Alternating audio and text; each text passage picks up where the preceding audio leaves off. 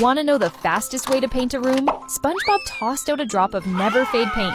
It splashed onto the tarp, drew a perfect circle, and then bounced right back into the can. That was close. When they actually started painting, they realized the brush was way too big, so SpongeBob pulled out a nose hair to use as a mini brush. Patrick copied him right away. SpongeBob dipped the tiny hair into a single drop of paint, walked up to the wall, and got ready to paint. But he was too nervous to make the first stroke. 2 hours later, he was still frozen in place. Not long ago, Mr. Krabs had asked them to paint for him. He warned them this paint would never fade, and if they messed up, he'd nail their butts to the wall.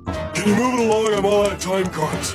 No problem. Here I go. Finally, SpongeBob got some paint on the wall. He sighed in relief until the paint started sliding down. He panicked, blowing air to redirect the paint's path. Then he grabbed a hairdryer to try to evaporate it. But instead, he created a giant paint bubble. What could be worse than a giant paint bubble? Oh, I know.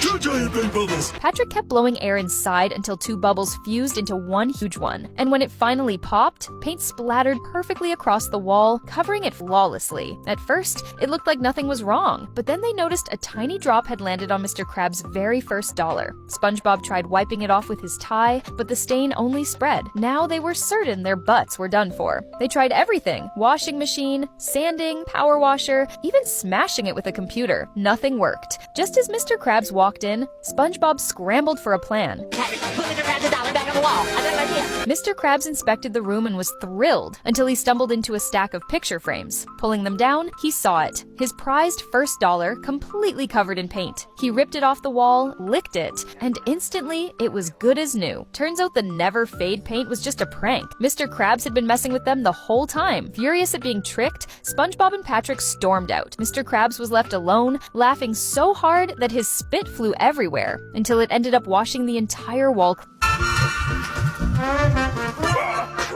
I really gotta learn to say it, not spray it.